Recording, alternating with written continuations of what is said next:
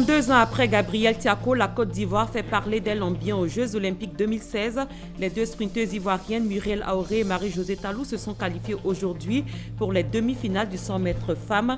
Le sprinteur ivoirien Ben Youssef Meïté s'est qualifié aussi pour les demi-finales du 100 mètres hommes. Nous irons à la découverte des porteurs communément appelés Bella. Qui sont-ils? Comment se déroule leur quotidien? Comment arrivent-ils à porter de très lourdes charges et parcourir de longues distances? Nous en parlerons dans cette édition. 23 membres du gouvernement donnent à travers des dessins leur vision de l'émergence. Cette activité se situe dans le cadre du programme Une toile pour l'émergence. Bonsoir et bienvenue. Bien avant des nouvelles de l'étranger, un imam a été tué et un autre homme a été grièvement blessé ce samedi alors qu'ils rentraient chez eux après avoir prié dans une mosquée du quartier du Queens à New York. On ne connaît pas pour l'instant le mobile de la fusillade. Un Suisse de 27 ans a mis le feu aujourd'hui à un wagon avec un liquide inflammable. Il a aussi poignardé des passagers dans un train dans le nord-est de la Suisse. 6 personnes ont été blessées selon les forces de l'ordre. L'assaillant a également été blessé. Son mobile reste obscur. Aucune hypothèse n'a été avancée dans l'immédiat pour expliquer son acte. Retour ici en Côte d'Ivoire avec un mot de défense. L'école de gendarmerie a abrité une cérémonie marquant la fin de la formation pour 23 officiers et 700 sous-officiers. Parmi eux, 18 femmes. Elles ont fait montre de leur talent lors des différentes épreuves présentées au même titre que les hommes. Abou Sanougou.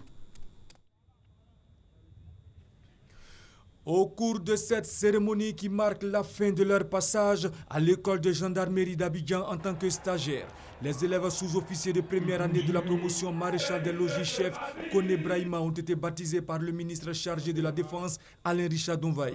Une promotion qui compte en son sein 18 jeunes filles de la première promotion de sous-officiers de la gendarmerie nationale. Fait marquant au cours de cette cérémonie, ces élèves sous-officiers féminins ont fait montre de leur savoir-faire au même titre que les garçons au cours de différentes démonstrations, à savoir le démontage-remontage des armes, l'intervention professionnelle.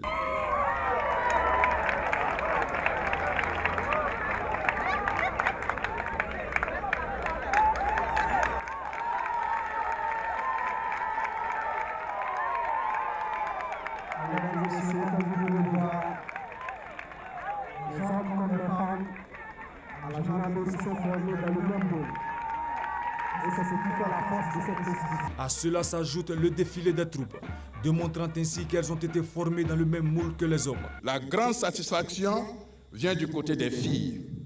Du point de vue performance intellectuelle et physique, elles en font voir de toutes les couleurs aux hommes, leurs camarades de promotion. Ce n'est pas par hasard que le major de promotion, un homme, est entouré de 2 jeunes filles qui sont ses poursuivantes directes, pour ne pas dire ses concurrentes. Pour rappel, les premières femmes officiers, au nombre de 4, sont depuis le mois de juillet 2015 sur le terrain. Et la première promotion des élèves sous-officiers féminins actuellement en formation dans les écoles de gendarmerie d'Abidjan et de Torogwe est forte de 35 jeunes filles. Dans le secteur agricole, des prix ont été attribués pour encourager les acteurs de la filière du cajou. Les meilleurs producteurs ont été récompensés. Ils ont reçu au total des dons d'une valeur de 100 millions de francs CFA. C'est une action de la Société coopérative des producteurs agricoles de la région des Savanes, Scopares. Kader Sogodougou.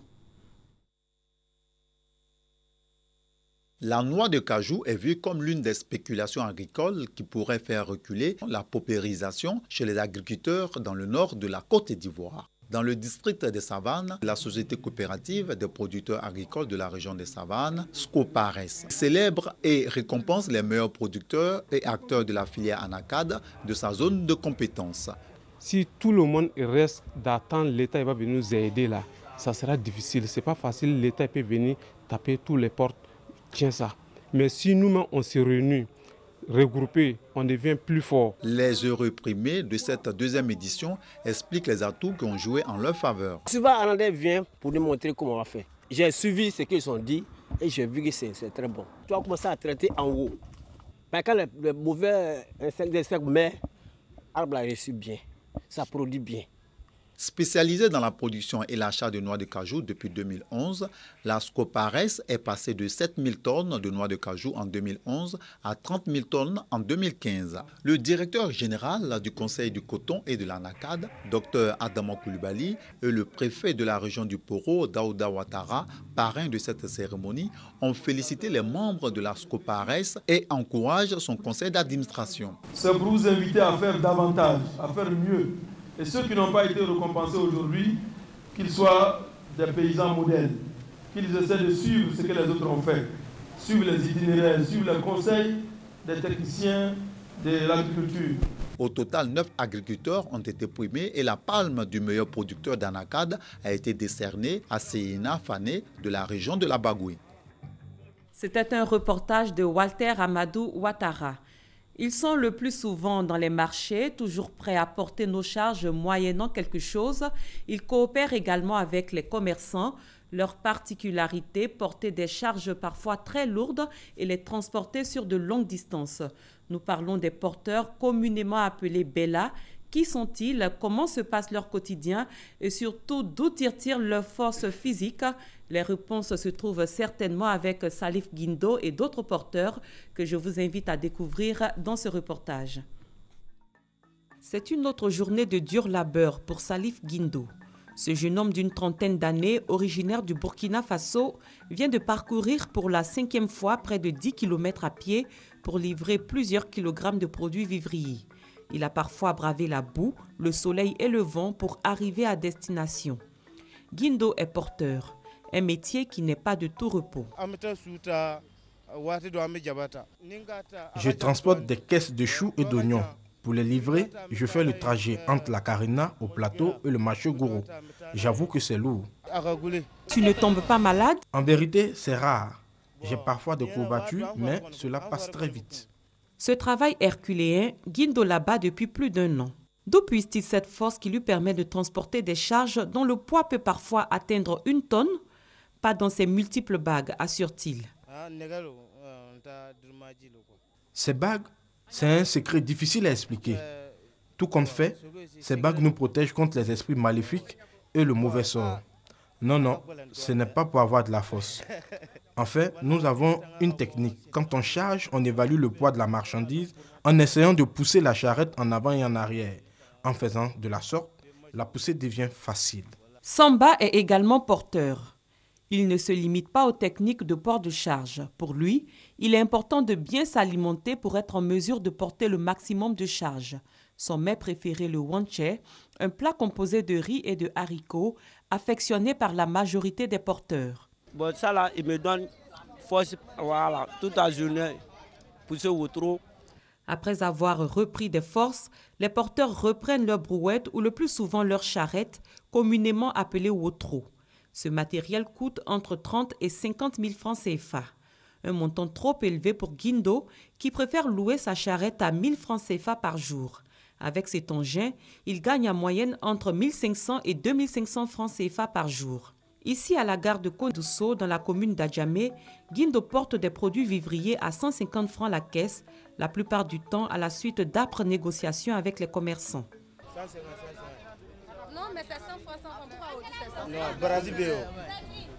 C'est toi qui vas payer pour cette marchandise? Les porteurs sont majoritairement originaires de pays limitrophes de la Côte d'Ivoire, notamment le Mali, le Burkina Faso et même du Niger.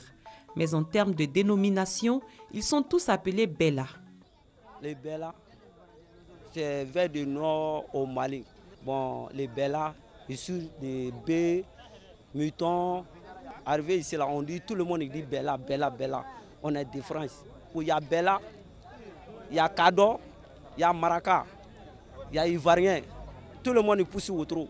Dans la pratique de leur activité, les porteurs appelés Bella rencontrent quelquefois des difficultés. Parfois, les gens nous accusent de les heurter avec nos charrettes. Lorsqu'ils s'énervent et commencent à nous insulter, nous leur demandons tout simplement pardon. Nous ne nous bagarrons jamais avec eux. Porter des charges très lourdes n'est pas chose aisée. Après une grande corvée, alors que le crépuscule pointe à l'horizon, certains porteurs emportés par la fatigue s'affaissent dans leur brouette, sans doute pour amorcer une longue soirée de repos dans l'attente d'un autre jour de travail acharné. En politique, les populations des régions des Grands Ponts et de l'Agnébi-Tiassa étaient récemment dans les locaux du ministère des Affaires étrangères. Elles étaient venues témoigner leur reconnaissance à Albert Mabry-Touakeus, président de l'IDPCI, l'Union pour la démocratie et la paix en Côte d'Ivoire. Une reconnaissance pour avoir toujours été disponible toutes les fois qu'il a été sollicité, nous dit Thomas Guessambi. La salle de conférence du ministère des Affaires étrangères bondée de monde. Les populations des Grands Ponts et de l'Agnébi-Tiassa s'y sont donné rendez-vous pour témoigner leur gratitude à un bienfaiteur, le ministre Albert Mabry-Touakeus. Lui dire merci de vive voix pour ses nombreuses actions de développement et de cohésion sociale au bénéfice de leurs régions respectives. Notamment la construction du collège moderne de Gaumont et le parrainage l'an dernier du 10 prix de la réconciliation. M. Mabry a été à Gaumont, il sait ce qu'il a fait avec cette population. Il s'est arrivé il y a moins d'un an à Badasso, il sait ce qu'il a fait pour cette population. Donc, lui dire merci. La rencontre a aussi servi de prétexte pour les têtes couronnées, pour exposer quelques doléances à leurs bienfaiteurs. En l'occurrence, l'adduction en eau potable du village de Babian dans le département d'Aboville. On m'a dit qu'à Babian, il y a un problème d'eau potable qui est très sérieux. Je voudrais vous promettre de vous accompagner. On fera en sorte que vous ayez votre château d'eau. Le ministre des Affaires étrangères a également exhorté les différentes communautés à continuer de resserrer les liens de solidarité et d'amour dans les Grands Ponts et l'Agnébi-Tiassa, gage pour lui de tout développement durable. Toujours en politique, le secrétaire général par intérim du RDR, le Rassemblement des Républicains, a pris part à la Convention des démocrates à Philadelphie aux États-Unis. Convention qui a consacré la victoire d'Hillary Clinton, la candidate démocrate à la présidentielle. Amadou Soumaoro a, au cours de son séjour, rencontré des personnalités politiques américaines et africaines. Il a également échangé avec les militants du parti aux États-Unis. Gabriel Zani. La classe politique ivoirienne n'est pas restée loin de la Convention démocrate américaine qui a consacré l'investiture d'Hillary Clinton en tant que candidate de l'un des plus grands partis des États-Unis. Amadou Soumaoro, le secrétaire général par intérim du Rassemblement des Républicains, était à Philadelphie en juillet dernier sur invitation du NDI, National Democratic Institute, une invitation qui se lit comme une initiation des leaders politiques à la démocratie telle que pratiquée aux États-Unis.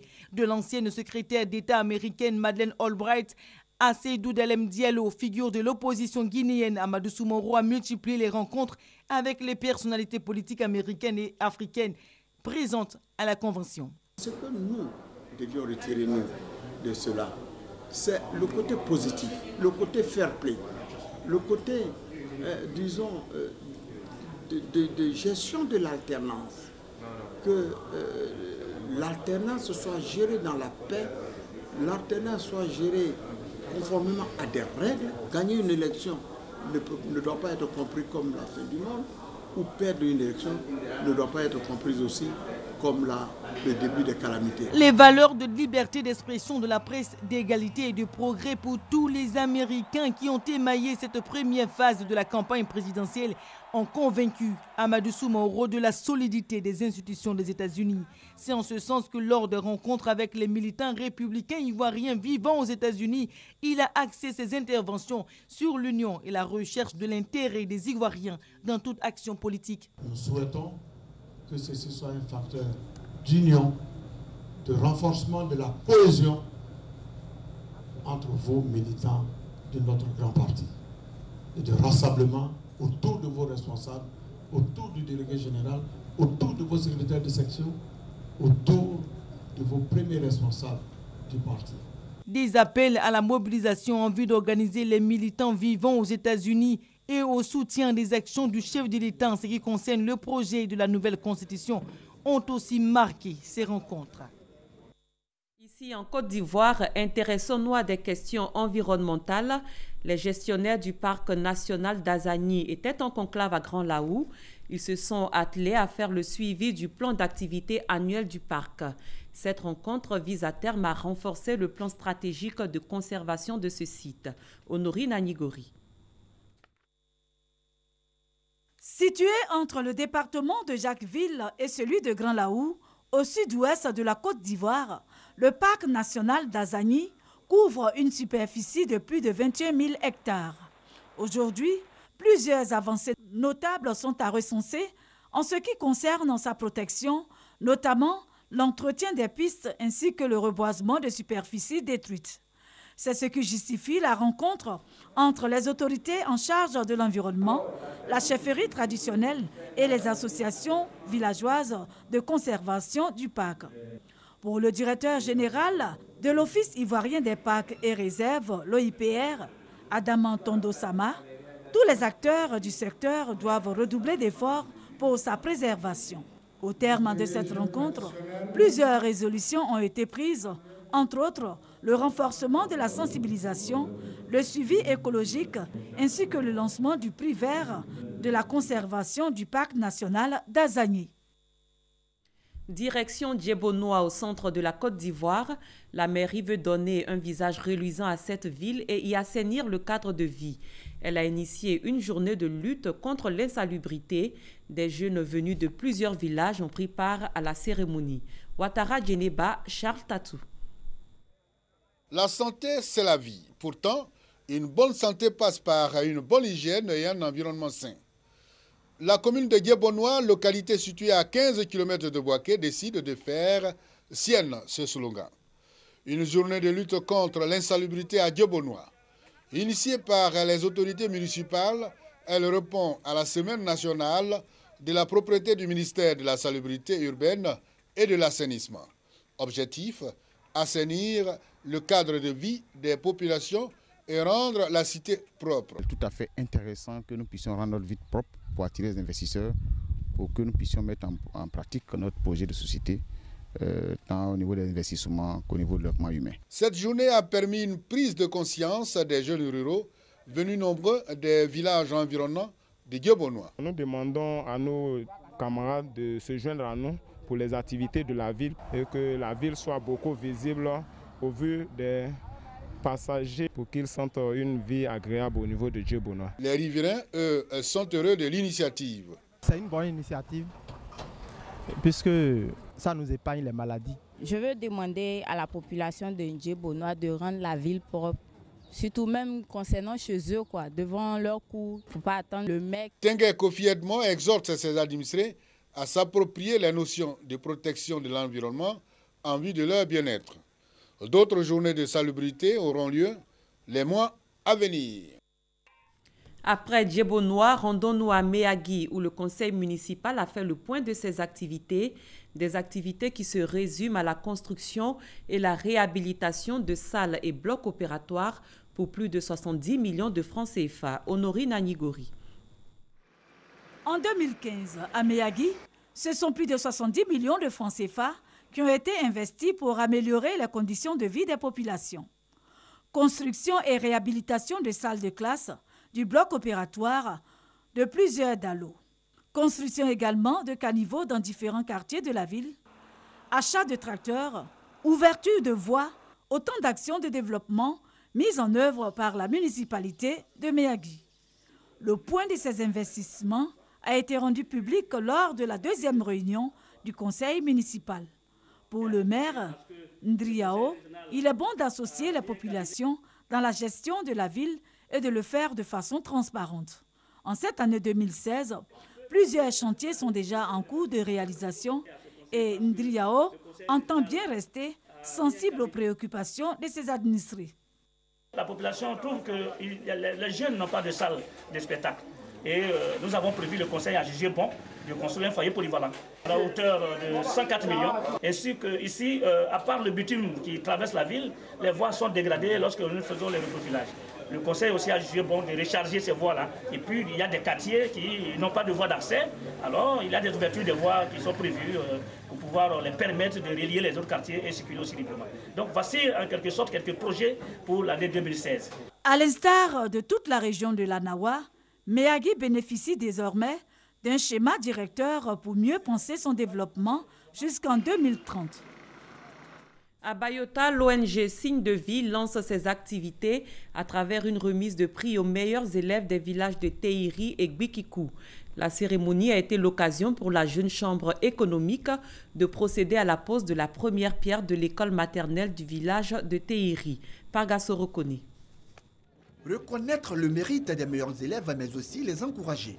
C'est la vocation de l'ONG Signe de Vie. Une vocation mise à profit dans les villages de Teiri et de Gbikikou, situés dans la sous-préfecture de Bayota. Les responsables de cette ONG ont récompensé les meilleurs élèves de ces villages. Des élèves qui ont reçu de nombreux kits scolaires d'une valeur de plus d'1 million de francs CFA. Le président de l'ONG Signe de Vie, René Okou-Legré, a au cours de cette cérémonie souligné que leurs actions s'inscrivent dans le cadre de la vision du président de la République, Alassane Ouattara, celle de garantir l'école pour tous. Il a aussi exhorté l'ensemble des cadres de la région à œuvrer davantage à la mise en œuvre de la vision du chef de l'État. Un appel bien reçu par la jeune chambre internationale Abidjan Prestige qui a procédé à la pose de la première pierre de l'école maternelle des 3 classes du village de Teiri. Les populations de Teiri et de Gbikikou, heureuses, n'ont pas manqué de traduire leur reconnaissance et leur gratitude aux donateurs. La marraine de la cérémonie, Sangarina Misata Meïté, présidente de la Commission nationale des droits de l'homme des Côtes d'Ivoire, a quant à elle félicité et encouragé l'ONG Signe de Vie pour l'initiative avant de leur promettre de les aider à étendre leurs actions dans toute la région. Parlons culture, 23 membres du gouvernement ont montré leur vision de l'émergence à travers la peinture. Leurs œuvres ont été exposées. C'est une initiative de l'Union des jeunes peintres Étoiles du futur. Elle se situe dans le cadre du programme Une toile pour l'émergence. Serge Koléa. A commencé en 2014 lorsque l'Union des jeunes plasticiens Étoiles du futur décide d'initier les membres du gouvernement à la peinture. Le thème « Une toile pour l'émergence » en 2020 vise à amener ces ministres à traduire sur tableau, tablier au cou et pinceau en main cette vision du chef de l'État. Tour à tour, 23 ministres vont se prêter au jeu. Chacun y va de son inspiration. Des talents artistiques en veilleuse qui vont se révéler avec le coaching des jeunes plasticiens. Plus de 2 ans de labeur pour donner ce vernissage. D'une toile à une autre, les ministres expliquent leurs œuvres. Vous avez des hommes, des femmes, mais vous avez également des personnes porteuses de handicap. Et comme il s'agissait pour nous de viser l'émergence, eh bien, tous ceux qui vivent sur l'ensemble du territoire ivoirien devraient avoir une vraie protection sociale pour le bonheur de chacun. Le drapeau. Les hommes face au drapeau, regardant dans la direction de l'émergence, qui est le soleil. Nous sommes dans un pays qui souffre de déforestation. Il faut donc mettre l'arbre en exergue. Mais également, on a besoin de cohésion. Donc, vous voyez un homme et une femme et le soleil qui est source de puissance parce que la Côte d'Ivoire veut être émergente. Et je pense que c'est un excellent tableau et qu'on peut le vendre à 30 millions de francs CFA. Les membres du gouvernement, comme on peut le voir, ont rivalisé d'imagination et de créativité. À l'horizon 2020, ça va être ça. L'Internet haut débit partout, ça va être des équipements partout, dans les ménages, dans les écoles. Puis vous voyez des ondes positives sur la Côte d'Ivoire. Cette toile représente les échanges entre les êtres humains de toute société, de toute race, de toute culture, de toute religion. L'arbre a ses racines dans le sol. C'est toutes nos richesses du passé, notre histoire, notre patrimoine. Et bien enracinés, nous pouvons nous élever le plus haut possible et être ouverts au monde entier. C'est donc l'émergence par la culture. Paris réussi pour l'Union des jeunes plasticiens, initiatrice de ce programme artistique. Les ministres ont été récompensés pour les efforts déployés. Maurice Kwaku-Bandaman a annoncé que ces 23 tableaux feront l'objet d'une vente aux enchères. Les bénéfices de ces toiles aux signatures ministérielles serviront à aider la fondation Children of Africa. Nous poursuivons avec la page culture. Le savoir-faire du peuple Mangoro a été présenté à travers des expositions. Les Mangoro excellent dans la poterie et cela est reconnu à travers le monde. Kader Sogodougou. La poterie Mangoro, un savoir-faire traditionnel transmis de génération en génération, est objet depuis quelques années d'un festival. Une plateforme pour faire connaître la poterie sous toutes ses formes. Pour les initiateurs, l'attachement des Mangoro à cet art peut symboliser le développement dans cette partie du pays. Il s'agit pour nous, à travers la culture, de réinventer notre futur. Ma conviction est établie quant au rôle précurseur que la culture portée et vivifiée par une jeunesse consciente, attentive aux valeurs naguère portées par les anciens. À ce festival, plusieurs variétés de poteries sont exposées. Un tour dans les rayons n'a fait que conforter le maire de Katiola dans sa volonté de traverser toutes les frontières avec cette richesse culturelle. C'est de continuer de faire la promotion et la publicité de cette poterie qui vient d'ici, de réfléchir à des émissions télévisées, de réfléchir à des partenariats avec notamment par exemple la porcelaine de Limoges. À ce titre, je voudrais dire que nous sommes en contact avec le conseil municipal de Limoges et nous voulons établir un partenariat. Cet important rendez-vous de la poterie sera accompagné durant toute une semaine par des chants et danses, d'autres richesses propres au Mangoro de Katiola. Hors de la Côte d'Ivoire au Gabon, la campagne électorale est officiellement ouverte depuis aujourd'hui, samedi 13 août à minuit. Selon la loi gabonaise, la campagne électorale dure 15 jours. Parmi les candidats sur le terrain figurent Jean Ping, Ali Bongo, le président sortant, et Guy Nzumba Ndama, ancien président de l'Assemblée nationale. Malgré l'opposition du gouvernement local, le Conseil de sécurité des Nations Unies a autorisé le déploiement de 4000 casques bleus supplémentaires au Soudan du Sud le vendredi 12 août. Le Conseil a adopté le projet de résolution américain qui menace également d'imposer un embargo sur les armes si le gouvernement bloque le déploiement de ces troupes. Émilie Touré, Abou Sanougou. Le Conseil de sécurité des Nations Unies a adopté vendredi la résolution d'initiative américaine prévoyant l'envoi de 4000 casques bleus au Soudan du Sud. La décision a été soutenue par le Conseil de sécurité de l'Union africaine ce jeudi. Les voisins du Soudan du Sud l'ont demandé et cette résolution apporte une solution à cette situation d'urgence. Envoyer des troupes plus tard n'aidera pas la population qui veut quitter la ville de Djouba pour trouver de la nourriture en toute sécurité. Cette force de protection, constituée de troupes africaines, a pour mission d'assurer la paix et protéger les édifices stratégiques comme l'aéroport à Djouba, capitale du pays, en utilisant tous les moyens nécessaires. Secoué depuis des mois par des combats entre les forces gouvernementales du président Salva Kiir et celles du vice-président Riek Machar, le Soudan du Sud a fait savoir il y a quelques jours qu'il ne coopérerait pas avec l'ONU. De ce fait, une menace d'embargo sur les armes plane sur le pays, a affirmé le Conseil de sécurité de l'ONU. Des centaines de civils parmi les 2000 pris en otage par l'État islamique lors de sa fuite de son bastion Minbej en Syrie ont été libérés ou se sont enfuis. On ignore combien d'entre eux sont encore aux mains des terroristes. Le chef de l'organisation État islamique en Afghanistan et au Pakistan est décédé dans une opération conjointe des forces américaines et afghanes. Hafez Saïd a été tué par une frappe de drone à la frontière des deux pays dans la province de Nangarhar. L'information a été confirmée par un des porte-paroles du Pentagone. Émilie Touré, Hugues Hervé-Bly. La nouvelle de la mort du chef de l'organisation de l'EI en Afghanistan et au Pakistan, Hafez Saïd, est tombée avec un mois de décalage. Il a été tué le 26 juillet dernier par un tir de drone américain en territoire afghan. Cette attaque de drone a eu lieu moins de 6 mois après la première frappe ayant, elle, coûté la vie à Abdul Raouf Kadim, soupçonné d'être le numéro 2 de l'EI dans le pays. En juillet 2015, les autorités de Kaboul en Afghanistan pensaient déjà avoir abattu Hafez Saïd. C'était 6 mois après sa nomination à la tête de la province du Khorasan. La plupart des troupes de l'OTAN ont maintenant quitté l'Afghanistan, laissant aux forces locales la responsabilité d'assurer la sécurité. En sport, les nouvelles en provenance du Brésil où se déroulent les Jeux olympiques sont bonnes pour la Côte d'Ivoire. Les deux sprinteuses ivoiriennes Muriel Auré et Marie-Josée Talou se sont qualifiées aujourd'hui pour les demi-finales du 100 mètres femmes. Muriel Auré a terminé la course avec un chronomètre de 11 secondes 17. Elle a été dévancée par la Britannique Désirée Henry. Marie-Josée Talou est passée quant à elle avec un temps de 11 secondes 1 derrière la Jamaïcaine Shelly Ann Fraser.